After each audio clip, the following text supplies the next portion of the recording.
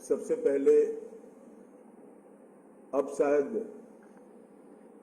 14 अप्रैल के पहले मिलना न हो, इसलिए सबसे पहले आप सभी को बंगाल के नववर्ष की बहुत बहुत शुभकामनाएं देता हूं और बंगाल की जनता को भी आपके माध्यम से बंगाल के नए साल की शुभकामनाएं देता हूं।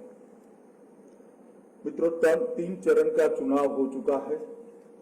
हम चौथे चरण में कल चुनाव में मतदाता अपना अपना वोट कास्ट करेंगे। मैंने जैसे पहले बता चुका हूं, तीनों चरण में भारतीय जनता पार्टी को अप्रत्याशित समर्थन बंगाल की जनता का मिला है। हमारे एक आकलन के हिसाब से 63 से 68 सीट, 63 to 68 सीट के बीच में भारतीय जनता पार्टी इस 3 चरण के अंदर जीत रही है। मित्रों,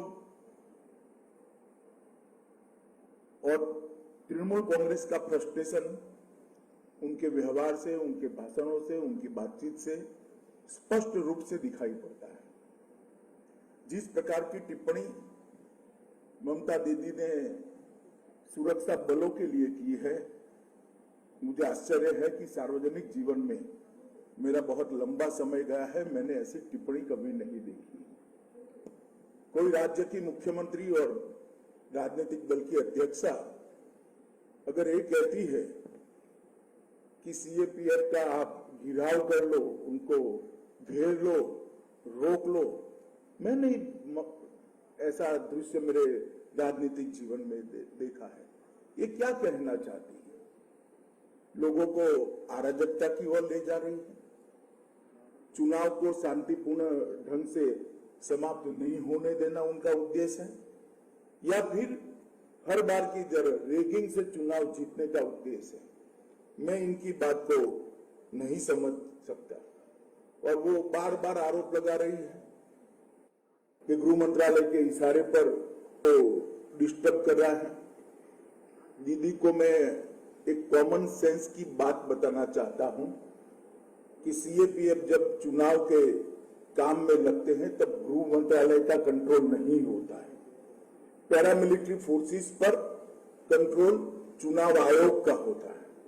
इतनी सादी सीधी बात भी अगर उनको मालूम नहीं है तो मैं मानता हूं कि उनकी बौखलाहट बहुत बड़ी हो गई। हमारे कार्यकर्ताओं पर लगातार हमला होना, हमारे प्रदेश अध्यक्ष दिलीप घोष पर विगत 2-3 दिनों में ही हमला हुआ। कल भवानीपुर में पुलिस स्टेशन के अंदर हमारे कार्यकर्ता बैठे थे, तब उन पर हमला हुआ। और इस हमले के खिलाफ तृणमूल कांग्रेस के एक भी नेता की खंडन की टिप्पणी नहीं है। ये लोग मुख इशारा कर रहे हैं, मौन इशारा कर रहे हैं कि आप करिए। सार्वजनिक जीवन में इतना तो एक आम बात होती है कि किसी भी हिंसा, किसी भी प्रकार की हिंसा होती है, किसी भी राजनीतिक दल के कार्यकर्ताओं पर हिंसा होती है, सभी लोग इसकी निंदा करते हैं, भर्त्सना करते हैं। मुझे लगता है कि इससे भी तृणमूल कांग्रेस अपना आपा खो बैठी है। जिस प्रकार से इन्होंने माइनॉरिटी वोटर्स को अपील की है कि एकजुट हो जाइए और तृणमूल कांग्रेस के लिए वोट करिए, वो बताता है शायद उनके माइनॉरिटी वोट भी अब धीरे धीरे धीरे धीरे धीरे उनसे खिसक रहे हैं, कहीं और जा रहे हैं, और ये डर भी उनको सता रहा है। वरना इस प्रकार की अपील किसी भी मुख्यमंत्री के मुंह से, किसी भी पार्टी के अध्यक्षा के मुंह से मैं नहीं मानता कि ये उचित है। इस प्रकार के काम करने की बजाय दीदी को चाहिए कि हार के कारणों का एनालिसिस करें। बंगाल की जनता क्यों उनके खिलाफ है, उसका उनको एनालिसिस करना चाहिए। दीदी, बंगाल की जनता आपके खिलाफ है क्योंकि कानून और व्यवस्था की परिस्थिति पूर्णतया चरमरा गई है। बंगाल की जनता आपके इसलिए खिलाफ है कि यहाँ पर घुसपैठ बेरोक आपने होने दी है। अब तो कलकत्ता में बैठे हुए बंगाली बाबू को भी चिंता है कि 10 साल के बाद कलकत्ता की क्या स्थिति होगी घुसपैठ अगर इसी तरह से चलती रही। बंगाल की जनता इसलिए आपके खिलाफ है। लाखों करोड़ों जो शरणार्थी आए हैं बांग्लादेश से, उनको नागरिकता देने का कानून मोदी जी लेकर आए। सीएए, अब सीएए का विरोध कर रही है, इसलिए हमारे बंगाल के मतदाता आपके खिलाफ है। तुष्टीकरण की आपकी जो राजनीति रही, इसके लिए बंगाल की जनता आपके खिलाफ है। दुर्गा पूजा में मूर्ति का विसर्जन करने के लिए कोर्ट की सहायता लेनी पड़ती है, सर्कुलर होते हैं, कुछ एरिया में सरस्वती पूजा नहीं होती। किस प्रकार का शासन आपने बंगाल को दिया है, इसको जरा पीछे मुड़कर देखिए। इंफ्रास्ट्रक्चर का खस्ता हाल, इंडस्ट्रियल डेवलपमेंट में जीरो डेवलपमेंट, बेरोजगारी चरम सीमा पर, महिला सुरक्षा के सारे पैरामीटर्स ऊंधे नौ गिरे हुए हैं। सब प्रकार के महिलाओं के खिलाफ के अपराध में 1 से 5 नंबर के अंदर बंगाल खड़ा है। टोलबाजी, सिंडिकेट और भ्रष्टाचार अपनी सभी सीमाएं लांघ गया है। कोल माफिया और गौ तस्करी करने वालों के साथ तृणमूल के पदाधिकारी और वरिष्ठ से वरिष्ठ नेताओं की साठगांठ का पर्दाफाश हो चुका है। आप किस आधार पर बंगाल की जनता से बंगाल का वोट मांगना चाहती हैं? ढेर सारी जन कल्याण की योजनाएं जो मोदी जी ने बंगाल के लिए भेजी, उसको आप नीचे नहीं पहुंचने देती है। चाहे आयुष्मान भारत की योजना हो, चाहे प्रधानमंत्री जी ने किसानों के लिए 6,000 रुपया प्रति साल भेजा है उसकी योजना हो, चाहे ग्रामीण सड़क बनाने की प्रधानमंत्री ग्रामीण सड़क योजना का विस्तार हो, चाहे रेलवे के एक्सपेंशन की बात हो, हर चीज में आपने अडंगा लगाया है। राजनीतिक दृष्टिकोण से मोदी जी लोकप्रिय न हो जाए इसके भय से बंगाल के विकास को धीरा करने का काम, रोकने का काम आपने कहा है। और इसी का कारण है कि आज बंगाल के सर्वदूर कहीं पर भी जाइए, सुंदरवन में जाइए, जंगल महल में जाइए, दक्षिण बंगाल में जाइए, उत्तर बंगाल में जाइए, चाहे राजवंशियों के जाइए, चाहे गोरखाओं के अंदर जाइए, चाहे नाम शूद्र के अंदर जाइए, हर प्रकार के बंगाल के वोटर आज भारतीय जनता पार्टी का समर्थन करते हुए दिखाई पड़ते हैं। और कई विशिष्ट लोग भारतीय जनता पार्टी में जुड़े हैं। इतना नहीं, पहली बार चुनाव लड़ने का साहस भी किया है। मैं साहस शब्द इसलिए प्रयोग करता हूं कि उनकी फितरत में चुनाव लड़ना नहीं था। कभी वो चुनाव लड़ने के अपने जीवन में सोचे भी नहीं होंगे, परंतु बंगाल की स्थिति देखकर उनको भी लगता है कि अब समय आ गया है, उनको भी आगे आने पड़ेगा अगर बंगाल को बचाना है। कई सारे ऐसे लोग हैं, अर्थशास्त्री अशोक लहरी जी, वैज्ञानिक गोवर्धन दास, लेफ्टिनेंट जनरल सुब्रतो शाह, हमारे वरिष्ठ लेखक और पत्रकार सपन दास गुप्ता, इस प्रकार के कई लोग बंगाल के आज भारतीय जनता पार्टी के साथ जुड़े हैं। और बंगाल का जो डिटोरिएशन हुआ है वो हर पैरामीटर में दिखाई पड़ता है। प्रति व्यक्ति आय में 22वें स्थान पर भारत में है। सकल राज्य घरेलू उत्पादन की वृद्धि में 31वें स्थान पर है। राजस्व की वृद्धि, रेवेन्यू की इंक्रीज में वो 10वें स्थान के नीचे है। उद्योग क्षेत्र के जीएसवीए में 20वें स्थान पर है। और देश में जो कंट्रीब्यूशन बंगाल का जीडीपी में 30% था, वो घटता 3.3% पर आ गया। यही बताता है कि बंगाल की स्थिति कितनी खराब है। हमने हमारे घोषणा पत्र के अंदर ढेर सारे संकल्प हम लेकर आए हैं जो बंगाल को सर्वस्पर्शीय, सर्वसमावेशी, हर एक कोने को स्पर्शने वाला, हर व्यक्ति का समावेश करने वाला विकास देगा और बंगाल को सोनार बंगला बनाएगा। जहां तक आर्थिक विकास की बात है, हमने सोनार बंगला आर्थिक पुनरुत्थान टास्क फोर्स का गठन करने की बात करी है, जिसमें देश के जाने माने अर्थशास्त्री होंगे जो आगे बंगाल को कैसे ले जाना है इसकी रणनीति तैयार करेंगे। इन्वेस्ट बांग्ला की स्थापना कर निवेश तेजी से आए, इसके लिए एक सरल पद्धति का हम इजाद करेंगे। ईज ऑफ डूइंग की जो तालिका है उसमें देश में बंगाल तीसरे नंबर पर लाने का हमने संकल्प किया है। 100% गारंटी कवर के साथ एमएसएमई को 10 लाख की लोन कोई भी कोलेटरल गारंटी के बगैर देने के लिए हम योजना लेकर आए हैं। गुरुदेव रूरल एडवांसमेंट मिशन के तहत लगभग 2 लाख करोड़ ग्रामीण इंफ्रास्ट्रक्चर में इन्वेस्ट करने का भारतीय जनता पार्टी की सरकार ने तय किया है। उज्जवल बांग्ला मिशन के तहत शहरी क्षेत्रों के इंफ्रास्ट्रक्चर के लिए 5 साल में 30,000 करोड़ रुपया इन्वेस्ट कर हम इसको आगे बढ़ाएंगे। पूरे प्रदेश के अंदर सड़कों का जाल बिछाने के लिए 1 लाख करोड़ के इन्वेस्टमेंट की लक्ष्य हमने तय किया है और हर परिवार में कम से कम एक रोजगार देने का संकल्प हमने यहाँ पर आप लोगों के सामने रखा है। कृषि के लिए भी 10,000 रुपया प्रति साल हर किसान को दिया जाएगा।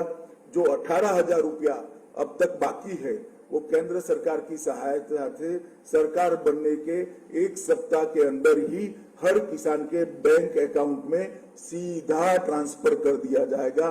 75 लाख किसानों को 18,000 रुपया 1 सप्ताह के अंदर जो उसका अधिकार है हम देने का काम करेंगे। छोटे और सीमांत किसानों के और भूमिहीन मजदूरों के बच्चों को केजी से पीजी तक की पूरी शिक्षा का भार बंगाल सरकार वहन करेगी। महिलाओं के लिए भी हम ढेर सारी चीजें लेकर आए हैं। महिलाओं के लिए सरकारी नौकरियों में 33% आरक्षण देकर जो अब तक की कमी है इसको पूरी कर बराबरी पर लाने का हम काम करेंगे। सभी महिलाओं के लिए, बच्चियों के लिए केजी से पीजी तक की शिक्षा हम मुफ्त करेंगे। पब्लिक ट्रांसपोर्ट में महिलाओं का आवागमन हमने फ्री ऑफ कॉस्ट करने का वादा बंगाल की महिलाओं को किया है। उत्तर बंगाल को जितना निग्लेक्ट आज तक किया गया है मैं मानता हूं किसी भी सरकार ने नहीं किया। कुछ मायनों में तो दीदी ने कम्युनिस्टों को भी अच्छा कहला है।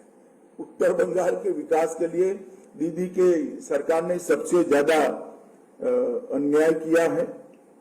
ना कोच राजवंशियों की चिंता हुई, ना गोरखाओं की चिंता हुई। चाय और तंबाकू वहां के प्रमुख उत्पाद है, इसके लिए भी कोई उचित रणनीति लेकर नहीं आए और ढेर सारी चीजें ऐसी है जो उत्तर बंगाल को आज परेशान करी है। हमने उत्तर बंगाल के विकास के लिए एक उत्तर बंगाल विकास बोर्ड की स्थापना करने का निर्णय किया है। नारायणी बटालियन, जिन्होंने राजवंशियों की एक सेना का नाम था, जिन्होंने मुगलों से उत्तर बंगाल को बचाया था, इसके नाम पर एक सीएपीएफ में बटालियन की स्थापना करेंगे। ठाकुर पंचानन बर्मन के नाम पर एक संग्रहालय और एक भव्य स्मारक बनाएंगे 250 करोड़ रुपए के खर्च से। मदन मोहन मंदिर, कमलेश्वरी मंदिर, जलपेश मंदिर, इसको एक पर्यटन का केंद्र बनाकर एक सर्किट बनाने का काम करेंगे। बहादुर वीर चिला रॉय के सम्मान में कूच बिहार में एक पैरामिलिट्री ट्रेनिंग सेंटर की स्थापना करेंगे। उत्तर बंगाल में एक केंद्रीय विश्वविद्यालय, सेंट्रल यूनिवर्सिटी बनाई जाएगी। उत्तर बंगाल में एक एम्स बनाया जाएगा और कलकत्ता और सिलीगुड़ी के बीच में नेताजी सुभाष चंद्र बोस 700 किलोमीटर का रोड का निर्माण कर उत्तर बंगाल को कलकत्ता के साथ जोड़ने का हम काम करेंगे। बागडोगरा हवाई अड्डे को अंतर्राष्ट्रीय हवाई अड्डे के रूप में परिवर्तित करेंगे। सिलीगुड़ी में मेट्रो की सेवा शुरू करेंगे। सिलीगुड़ी में एक आईटी पार्क की स्थापना होगी। उत्तर बंगाल में अन्नदाता मेगा फूड पार्क की स्थापना करेंगे। एक चाय पार्क भी निर्माण करेंगे। इसके अंदर विशेष रूप से 100 करोड़ रुपए की लागत से चाय के औषधीय गुणों का रिसर्च करने का काम होगा। हर्बल दवाइयों के निर्माण के लिए भी एक हर्बल फार्मा पार्क की स्थापना करेंगे और गोरखा उपजातियों को अनुसूचित जनजाति की रूप में मान्यता देने के लिए भी हम काम करेंगे। एक भव्य गोरखा स्वतंत्र सेनानी संग्रहालय दार्जिलिंग में बनाएंगे। राजवंशी भाषा को बढ़ावा देने के लिए राजभोगी भाषा को स्कूलों में कक्षा 10 तक के पाठ्यक्रम में स्थापित करेंगे और जितने भी चाय बागान, सिनिकोना गार्डन और फॉरेस्ट विलेज और डीआई के निवासी है उनको पट्टा देकर जमीन के हम मालिक बनाएंगे। हमने कलकत्ता की स्थिति को सुधारने का भी संकल्प किया है। आज तक कलकत्ता पर 10 साल के अंदर 10 का 10 जैसे कम्युनिस्ट छोड़कर गए थे वैसा ही रखा है। एक जमाने में सिंगापुर के डेवलपमेंट का मॉडल कलकत्ता का हुआ करता था। आज वो कलकत्ता की स्थिति बहुत गिरी हुई है। हमने सोनार बांग्ला का हमारा जो अभियान है उसकी शुरुआत कलकत्ता से होगी। सिटी ऑफ जॉय को हम सिटी ऑफ जॉय तो रहेगा ही रहेगा, बाद में सिटी ऑफ फ्यूचर में भी उसको कन्वर्ट करने का हम काम करेंगे। कोलकाता के लिए 22,000 करोड़ का कलकत्ता डेवलपमेंट फंड निर्माण करेंगे, जो कलकत्ता के कंप्लीट इंफ्रास्ट्रक्चर को फिर से एक बार स्ट्रेंथ देने का काम करेगा। घरेलू उपयोग के लिए 200 यूनिट तक की बिजली हम फ्री करेंगे। अगले 5 वर्षों में कलकत्ता को भारत के वित्तीय केंद्र के रूप में एक आर्थिक राजधानी बनाने के लिए हम एक कमेटी बनाकर इसको आगे बढ़ाएंगे। कलकत्ता स्टॉक एक्सचेंज को आर्थिक गतिविधियों के लिए हम फिर से पुनर्जीवित करने का प्रयास करेंगे। नए आईटी पार्क की स्थापना करेंगे और मौजूदा आईटी पार्क के अंदर 300 करोड़ रुपया और इन्वेस्ट कर इसको ज्यादा लॉजिकल बनाने का काम करेंगे। एक नए जैव प्रौद्योगिकी पार्क की स्थापना करेंगे जो 100 करोड़ के खर्च पर होगा। सभी इमारतों को इसका फायर ब्रिगेड का दृष्टि से ऑडिट कर हम इसको सेफ बनाने का काम करेंगे। एक नए अग्निशमन केंद्र की स्थापना और नए अग्निशमन कॉलेज की स्थापना कलकत्ता में करेंगे। हर कोने में सीसीटीवी का जाल बुनकर कलकत्ता को गुंडों से मुक्त कराने का काम करेंगे और एक ही कार्ड से मेट्रो, लोकल ट्रेन और बसों के लिए एकीकृत परिवहन कार्ड लॉन्च करेंगे, जो काफी बड़ी मात्रा में कलकत्ता के निवासियों की परेशानी को कम करेगा। 10 बहुमंजिला पार्किंग स्थान का हम निर्माण करेंगे। 1500 करोड़ की खर्च से स्वच्छ कलकत्ता का एक फंड बनाएंगे। 1000 करोड़ की लागत से रानी रासमती नदी विकास परियोजना लाएंगे। हुगली रिवर फ्रंट की आधुनिक बनाकर एक सुंदर व्यवस्था वहां पर करेंगे। कालीघाट में आदि गंगा नदी को पुनर्जीवित कर उसको कचरे डालने से प्रतिबंध लगाकर फिर से एक बार गौरव देने का काम करेंगे। 10 मॉक टावर की स्थापना करेंगे और कलकत्ता को प्रतिष्ठित यूनेस्को हेरिटेज सिटी में शामिल करने के लिए हम पूरा प्रयास करेंगे। बंगाल की संस्कृति के लिए भी बातें तो बहुत करी है, मगर दीदी के शासन में जितना हास बंगाल की संस्कृति का हुआ है शायद ही कभी हुआ होगा। मैं इनकी बातों में जाना नहीं चाहता। हम एक विजन लेकर, एक दृष्टि लेकर आए हैं। नोबेल प्राइज की तर्ज पर, टैगोर प्राइज और ऑस्कार की तर्ज पर सत्यजीत रे अवार्ड कलकत्ता में बंगाल सरकार शुरू कर उसको अंतर्राष्ट्रीय प्रतिष्ठा दिलाने का काम करेगी। 11,000 करोड़ के सोनार बांग्ला फंड से कलकत्ता को देश की सांस्कृतिक राजधानी बनाने का हम काम करेंगे। गुरुदेव सेंटर फॉर कल्चर एक्सीलेंस की स्थापना कर बंगाली संस्कृति को बढ़ावा देने के लिए पूरे देश और विदेश में एक एक्सचेंज का कार्यक्रम शुरू करेंगे।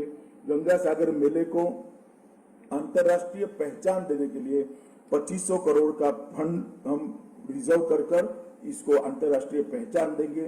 पुरोहित कल्याण बोर्ड की स्थापना कर 3,000 रुपया मासिक हर पुरोहित को देने का काम करेंगे। चैतन्य महाप्रभु आध्यात्मिक संस्थान बनकर बंगाल की विरासत को नए सिरे से पुनर्जीवित करने का हम प्रयास करेंगे। नेताजी को सम्मानित करते हुए देश भर में नेताजी और आजादी हिंद फौज की ऐतिहासिक यात्रा का प्रदर्शन करने के लिए 1,000 करोड़ का फंड हम बनाएंगे। संयुक्त राष्ट्र संघ में बंगाली भाषा को आधिकारिक भाषाओं में से एक भाषा के रूप में मान्यता देने के लिए हम प्रयास करेंगे।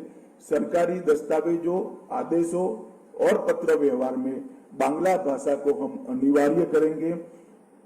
राज्य भर में टेक्निकल एजुकेशन, मेडिकल एजुकेशन और लीगल प्रोफेशन के एजुकेशन को बांग्ला माध्यम में पढ़ाई की हम पूरी व्यवस्था करेंगे, जिससे बांग्ला भाषा में भी बच्चे पढ़ सके। कोलकाता में एक विश्व स्तरीय सोनार बांग्ला संग्रहालय का हम निर्माण करेंगे। 60 वर्ष से अधिक उम्र के कीर्तनकारों को 3000 की मासिक पेंशन देंगे, एक आर्टिस्ट ट्रीट का आयोजन करेंगे, बंगाली फूड फेस्टिवल का आयोजन देश भर में और दुनिया भर में करेंगे, 3 दिवस का त्योहार बांग्लार आलो का आयोजन करेंगे और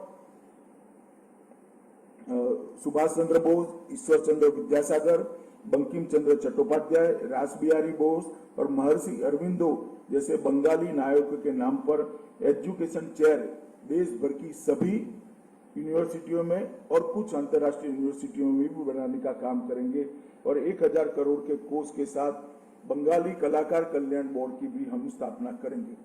मित्रों, अंत में मैं इतना ही कहना चाहता हूं कि भारतीय जनता पार्टी इस चुनाव के अंदर सिर्फ ममता दीदी का शासन ठीक नहीं है, वहां से नहीं रुकती। ममता दीदी का शासन ठीक नहीं है, ये तो हम उजागर इसलिए करना चाहते हैं क्योंकि हम चाहते हैं कि बंगाल की जनता तक सच्ची बात पहुंचे। परंतु इसके साथ साथ भारतीय जनता पार्टी की सरकार बनने के बाद कलकत्ता के विकास के लिए, उत्तर बंगाल के विकास के लिए, बंगाल की संस्कृति के लिए और बंगाल के समग्र विकास के लिए हम क्या करेंगे, इसका भी एक रोड मैप लेकर हम बंगाल की जनता के सामने आए हैं। 3 चरण का चुनाव हो गया है। सुरक्षित बंगाल के लिए मैं सभी मतदाताओं को अपील करता हूं कि सुरक्षित बंगाल के लिए आप बाकी के 5 चरणों में भी भारतीय जनता पार्टी के पक्ष में भारी मतदान करिए।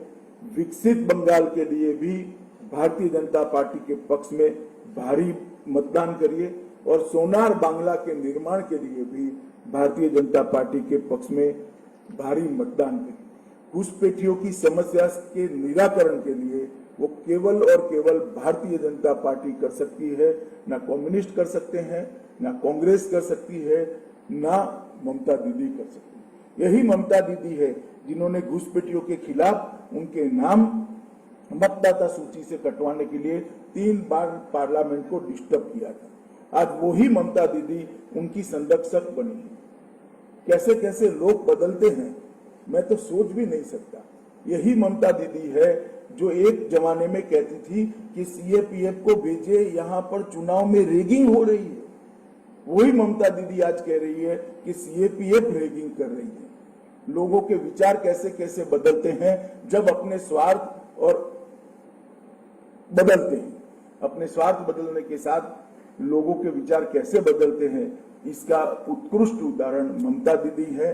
मैं आज फिर से एक बार इस बात पर बाहर से कहना चाहता हूं कि भारतीय जनता पार्टी की सरकार बनेगी तो सभी शरणार्थियों को सिटीजनशिप अमेंडमेंट एक्ट के तहत भारत की नागरिकता देकर हम उनको सम्मानित भी करेंगे, उनका पुनर्वसन भी करेंगे और हमारे साथ गौरव के साथ अपना जीवन यापन कर सके, इस प्रकार की स्थिति में लाएंगे।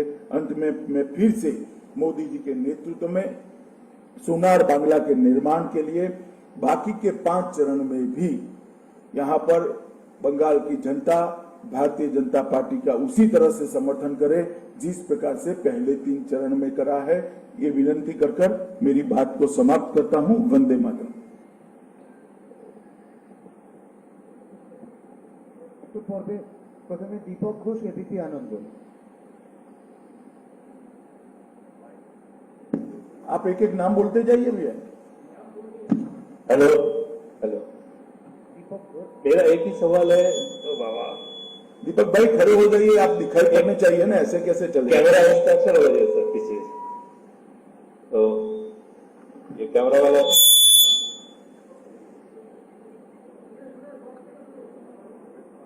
बताइए।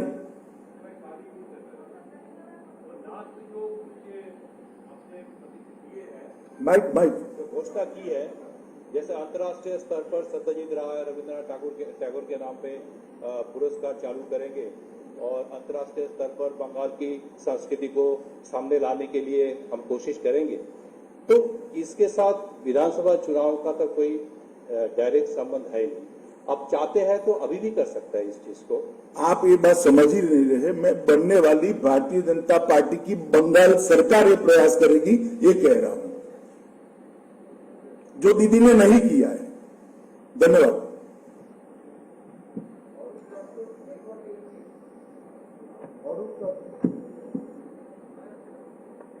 Sir, you have already, Arup Datta from News 18 Bangla.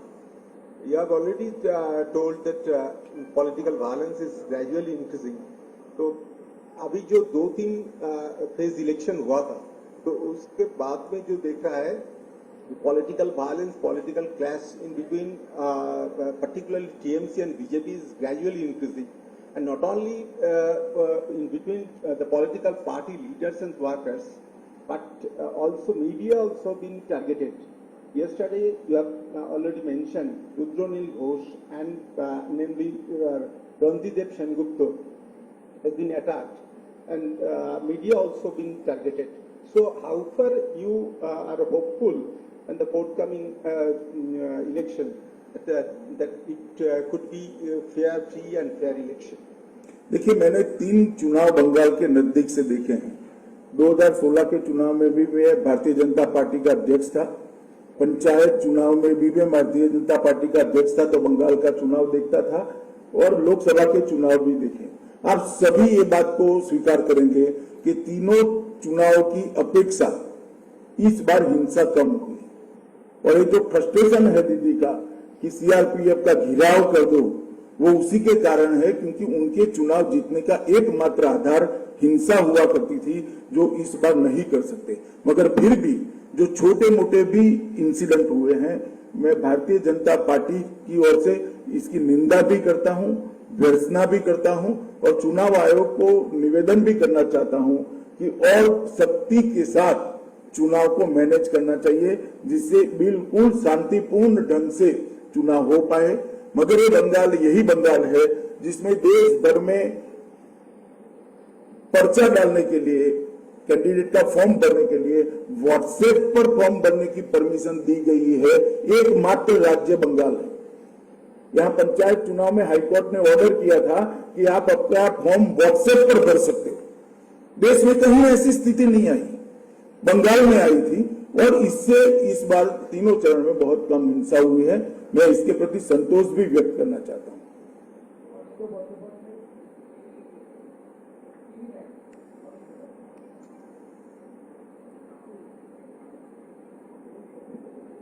Sir, एक यहाँ पे जैसे पुरोहित के भाता है, वैसे ही यहाँ पे कुछ इमामों को भी भाता है। थोड़ा माइक, आपका माइक बंद कर दो, आपका माइक ऊपर करो। वैसे इमामों को भी भाता है, तो बहुत इसके क्रिटिसिज्म था भारतीय जनता पार्टी की तरफ से कि ये इमामों को भाता बंद होनी चाहिए। क्या आपके सरकार आएगी तो इमाम भाता बंद होगा? क्या कहते हैं? इमाम के लिए स्टाइपेंड्स जो है, देखिए, मैंने मेरा पॉजिटिव एजेंडा आपके सामने रखा है, मगर भारतीय जनता पार्टी किसी भी के साथ पक्षपात करने के मत की नहीं है, किसी एक धर्म विशेष के साथ करने की मत की नहीं है। जो करना है वो सबके लिए करना चाहिए, और नई सरकार बनेगी वो ही इसके बारे में निर्णय करेगी।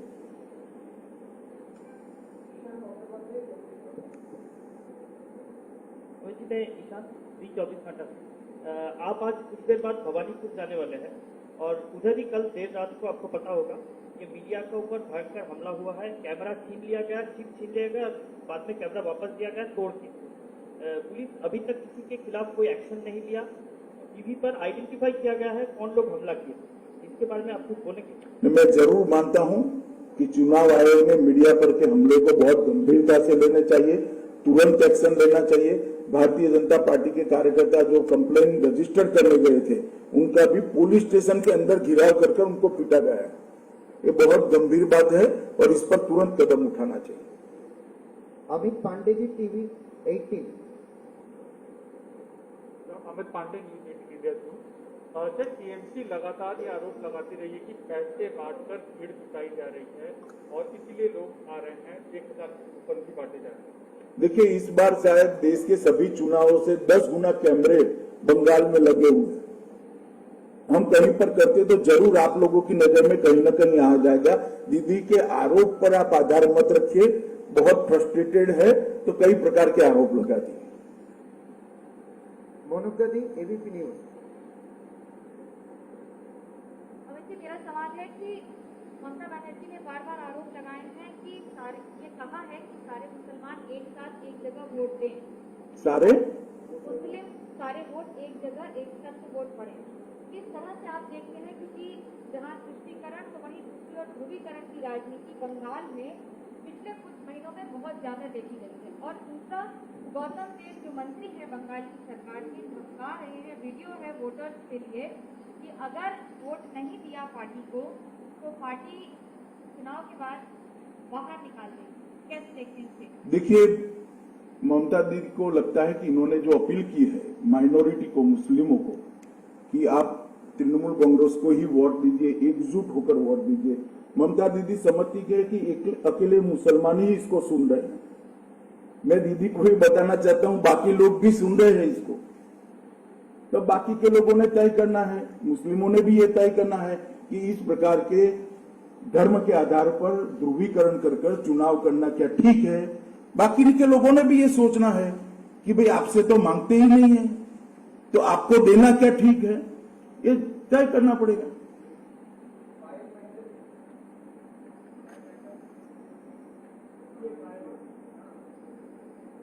अमित भाई, जिस तरह की व्यक्तिगत टिप्पणी हो रही है नेताओं के एक दूसरे के ऊपर, उसके ऊपर आप क्या कहना चाहेंगे, चाहे वो प्रधानमंत्री हो चाहे आप हो?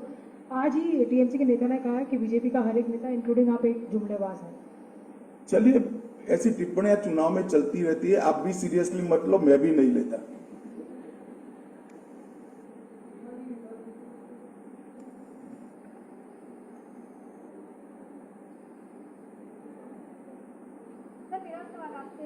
प्रधानमंत्री की एक तस्वीर आई थी मुस्लिम युवक के साथ, मुस्लिम युवक के साथ प्रधानमंत्री की एक तस्वीर आई थी।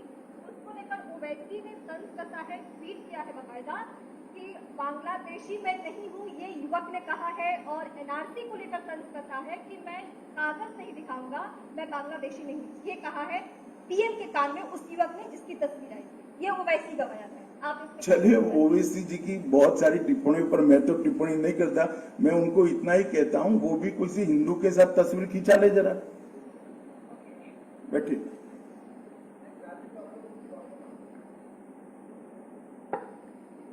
नमस्कार, राजू चक्रवर्ती, वर्तमान न्यूज़पेपर। सर, मेरा दो क्वेश्चन है। एक तो हाल ही में देखा गया है अध्यक्ष जी नड्डा जी का श्रीरामपुर चुचरा का जो रैली था वो कैंसिल हुआ।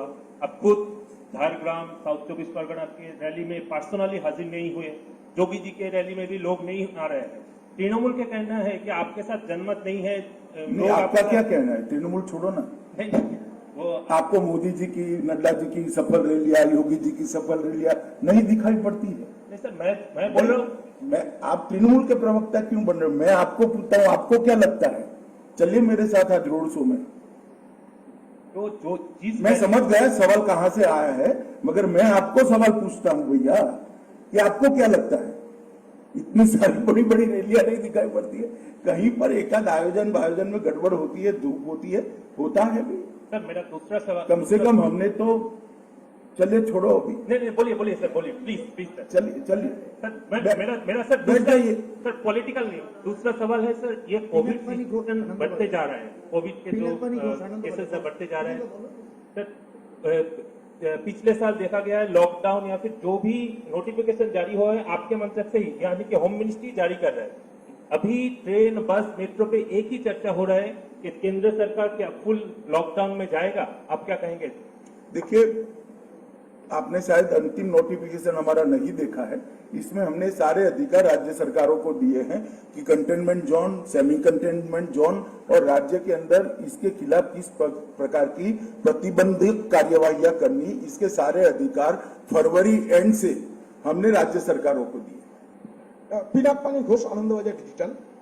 पिछले जब इलेक्शन हुआ वेस्ट बंगाल में, देखा गया कि विरोधियों ने इलेक्शन कमीशन को बहुत सारे कंप्लेन करते हैं, लेकिन इस बार दिखा रहा है कि पहले चरण से ही शासक दल तृणमूल कांग्रेस ज्यादा कंप्लेन कर रहा है कि बीजेपी बूथ कैप्चर किया, इधर ईवीएम तोड़ा, या बीजेपी वोट देने को नहीं देते हैं, तृणमूल को ऑफिस में नहीं बैठने दे रहा है, बूथ में एजेंट नहीं बैठने देते हैं। तब क्या कहेंगे? बीजेपी एक शासक दल बन गया। इनके राजनीतिक सलाहकार ने 2 मई की प्रेस कॉन्फ्रेंस की पृष्ठभूमि अभी से बनाने की एडवाइस की है कि 2 मई को हार जाए तो क्या कहना। तो ये सारी चीजें रिपीट में अभी से पहले से ही बोलकर रखो तो 2 मई को काम में आएगी, इससे ज्यादा कुछ नहीं। Abhishek the TV 9। Abhishek ji.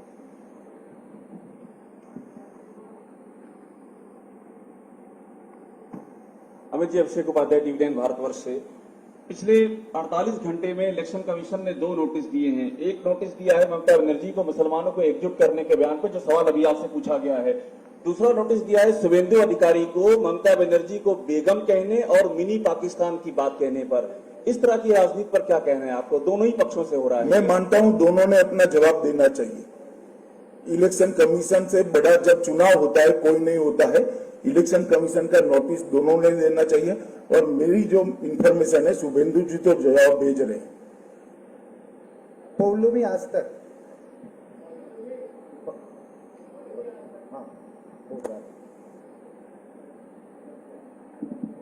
Sir, मेरा सवाल ये है कि आपने कहा था कि जब मैनिफेस्टो रिलीज कर रहे थे कि सीएए जो पहली कैबिनेट मीटिंग में इम्प्लीमेंट हो जाएगा, पर आपने ये भी कहा था कि draft of rules will be done after the vaccination process. So I need clarity on that. Clarification इतना ही है कि यहाँ की सरकार ने सीए के विरोध में एक स्टैंड लिया है, एक रिजोल्यूशन करा है।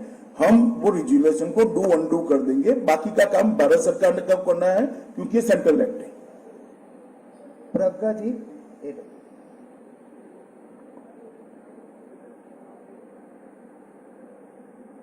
सर, आपने कहा ममता बनर्जी और शुभेंदु जी अपना जवाब इलेक्शन कमीशन को देंगे, पर ममता बनर्जी रैली में जवाब दे रही है इलेक्शन कमीशन की जगह। उन्होंने कहा है कोई फर्क नहीं पड़ता चाहे मुझे 10 नोटिस इशू हो जाए, बल्कि इलेक्शन कमीशन को नरेंद्र मोदी जी से पूछना चाहिए, वो हिंदू मुस्लिम कर रहे हैं, उनको क्यों नोटिस नहीं जाता। इलेक्शन कमीशन पे भी सस्पेंशन कास्ट कर रही है ममता। देखिए, आपके सवाल का एड्रेस गलत है।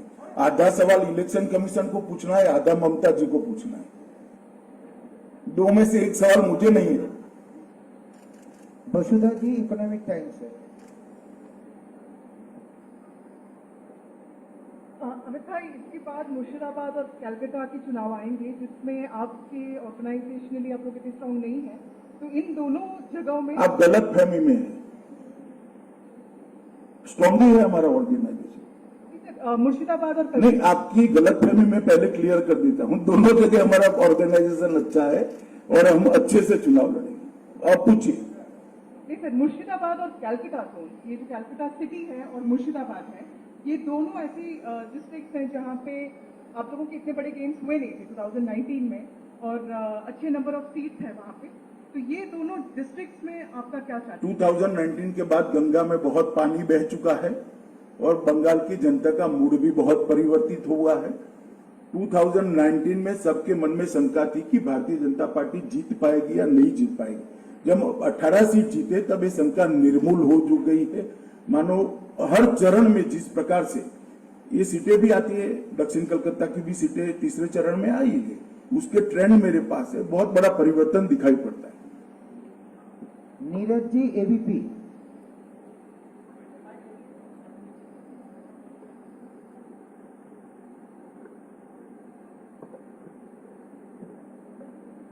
सर, मेरा सवाल आपसे है कि राहुल गांधी की पार्टी कांग्रेस चुनाव लड़ रही है यहाँ लिफ्ट के साथ मिलकर, लेकिन एक भी दिन राहुल गांधी पे इन्वॉल्व नहीं है। क्या आपको लगता नहीं है कि कहीं ना कहीं टीएमसी के साथ इंटरनल सपोर्ट में है कांग्रेस?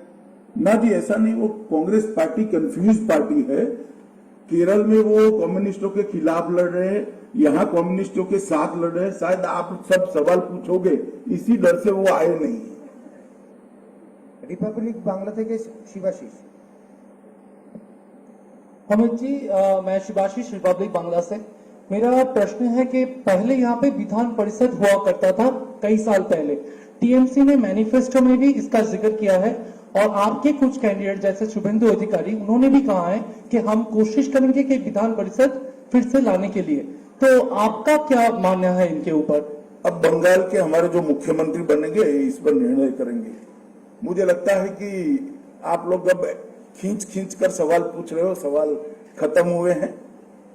इनको दे दीजिए एनडीटीवी को। मणिदीपा दी।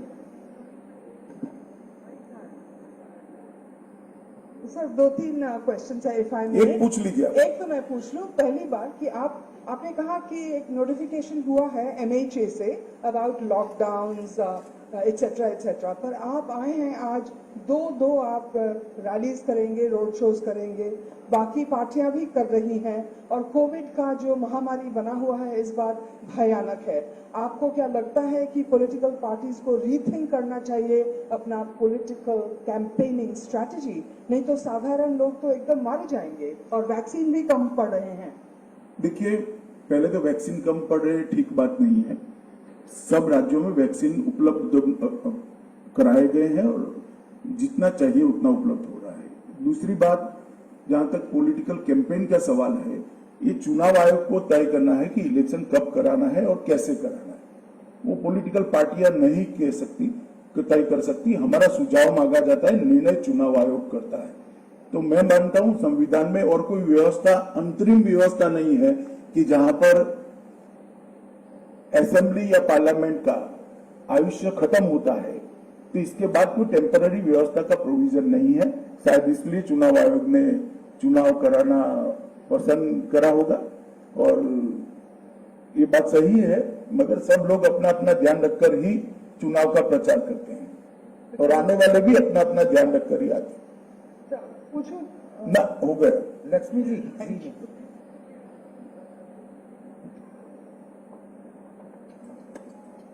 सर मैं लक्ष्मी, जी मीडिया से मेरा सवाल ये है कि सेकंड फेज में केशवपुर क्षेत्र पर जब लोगों को वोट नहीं डालने दिया जा रहा था, हमने वो खबर दिखाई, उसके बाद हमारी टीम पर हमला हुआ। जब हावड़ा में एक टीएमसी नेता के घर पर ईवीएम मशीन मिली, वो खबर दिखाई तो हमारी टीम पर हमला हुआ। लगातार मीडिया पर हमले हो रहे हैं, इन पूरे हमलों पर आप क्या कहें? मैंने कह दिया ऑलरेडी, किसी पर हमला नहीं होना चाहिए, मीडिया पर भी नहीं होना चाहिए, पॉलिटिकल पार्टी के कार्यकर्ताओं पर भी नहीं होना चाहिए, और चुनाव आयोग ने कठोर कदम उठाने चाहिए। चलिए, आप सभी का बहुत बहुत धन्यवाद।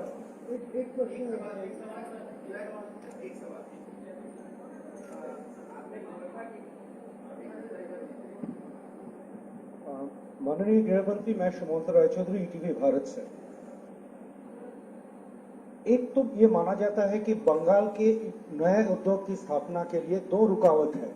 एक है जमीन नीति, जिसका आंकड़े में सिंगूर में मोटर फैक्ट्री होते होते रह गया। दूसरा है एसईजेड नीति, जिसके लिए इन्फोसिस और विप्रो नहीं आए। दूसरा क्या है? एसईजेड। सो इस संदर्भ में मेरा सीधा सवाल है आपसे, अगर बीजेपी का गवर्नमेंट आए, ये जमीन नीति और एसईजेड नीति में कोई बदलाव आएगा? देखिए, हमने कहा है कि जितनी भी जमीन खाली पड़ी है, इसका एक लैंड बैंक बनाएंगे, और भूमि अधिग्रहण के लिए किसानों के साथ, इंडस्ट्रियलिस्टों के साथ और एडमिनिस्ट्रेशन तीनों बैठकर एक एमिकेबल सॉल्यूशन और इसका रास्ता ढूंढेंगे। संवाद से, डायलॉग से हर चीज का रास्ता निकलता है। हर राज्य ने निकाला है, जिनको नहीं करना है वो बहाने बताते हैं। धन्यवाद। चले, हो गए यार।